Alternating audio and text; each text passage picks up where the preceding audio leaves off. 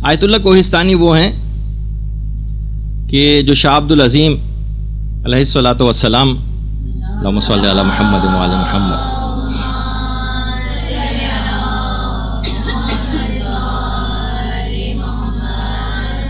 Tehran میں جن کا روضہ ہے، ان کے روضے کے احاطے میں آیت اللہ کوہستانی کی قبر مبارک۔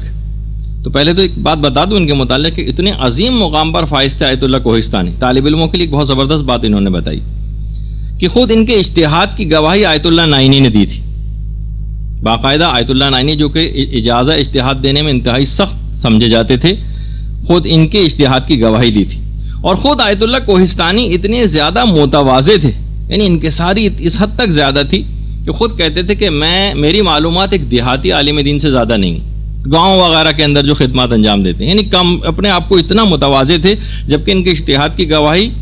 آیت اللہ نائینی جیسے مرجع نے دی تھی۔ انہوں نے ایک مدرسے کی بنیاد بھی رکھی تھی کوہستان میں، اور اپنی بیوی سے کہا تھا کہ دیکھو، ان کے مدرسے میں تقریباً 400 کے قریب طالب علم تھے،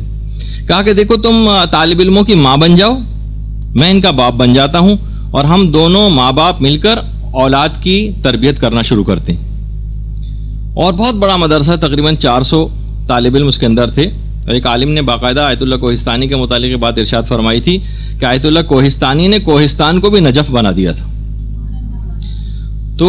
انہوں نے باقاعدہ اپنے ایک مدرسے کی دیوار پر، آج بھی ان کا جو مدرسہ ہے ان کی دیوار کے اوپر ایک جملہ لکھا ہوا ہے کہ من حرف ہائے بےہودہ را کمتر از غذائے حرام نمی دانم، میں فضول اور بےہودہ اور بے مقصد گفتگو کو حرام غذا سے کمتر نہیں سمجھتا، حرام غذا کھانے سے کمتر نہیں سمجھتا۔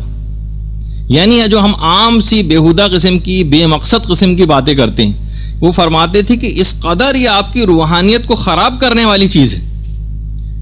اور اس قدر یہ جو فضول اور عام طور پر جو بے مقصد قسم کی گفتگو ہے کہ طالب علم کو اس حد تک نقصان پہنچاتی ہے کہ انہوں نے باقاعدہ اپنے مدرسے کی دیوار کے اوپر یہ چیز لکھ کر لگا دی تھی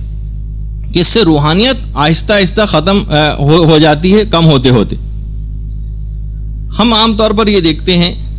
کہ عام خواتین تو اس کے اندر مبتلا ہیں ہی، دیندار خواتین بھی اچھی خاصی اس بیماری کے اندر مبتلا، بے مقصد اور لایانی گفتگو۔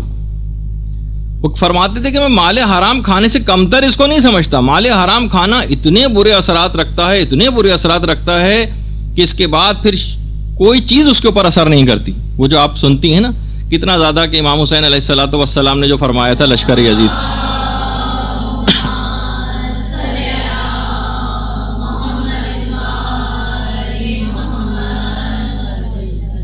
کہ میری باتیں تم پر اس وجہ سے اثر نہیں کر رہی ہیں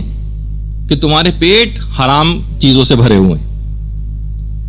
تو آپ خود سوچئے کہ مال حرام ایک ایسی چیز ہے کہ جو اتنے برے اثرات رکھتا ہے کہ پھر امام حسین جیسا امام معصوم کھڑا ہو کر گفتگو کر رہا ہو اور وہ اثر نہیں کر رہی ہوتی، تو پھر آپ خود سوچئے کہ اتنی زیادہ۔ اور وہ فرماتے تھے آیت اللہ کوہستانی کہ میں اس کو کمتر نہیں سمجھتا، ہے بالکل برابر کی چیز ہے، ایسے ہی جیسا آپ مستقل مال حرام کھا رہے ہو، تو آپ پر کوئی چیز کبھی اثر نہیں کرے گی، کوئی نصیحت اثر نہیں کرے گی، کوئی دین کی بات آپ پر اثر نہیں کرے گی۔ جس طرح سے گناہوں میں مبتلا ہیں آپ ویسے ہی گناہوں میں مبتلا رہیں گے۔ علم کے اندر کوئی خاص مقام کو حاصل نہیں کر سکتے، کیونکہ طالب علم کے لیے یہ سب چیزیں اس کی روحانیت کو ختم کر کے رکھ دیتی، بے مقصد اور لایانی گفتگو۔ تو یہ بہت اہم بات ہے، اس کو شروع ہی سے آپ کو اپنے پلے میں باندھ لینا ہے۔ بار بار ظاہر چیزوں کی اس طرح سے تکرار نہیں کی جا سکتی، آپ کو کافی سمجھنا ہے اس بات کو کہ یہ چیز کہ اتنی اہم تھی کہ اپنے مدرسے کی دیوار پر انہوں نے لکھ کر لگائی۔ اچھا، اب دیکھیے کہ جب امام حسین کی بات اثر نہیں کر رہی تو پھر ایک عام عالم کی، ایک مدرس کی بات لوگوں پہ کس طرح سے اثر کر سکتی، اور خود اس کے اوپر لوگوں پہ کوئی اثر نہیں ہوگا، اور خود اس مدرس کے اوپر وہ خود اگر اس کے اندر مبتلا ہو تو اس کے اندر بھی کوئی روحانیت پیدا نہیں ہوگی۔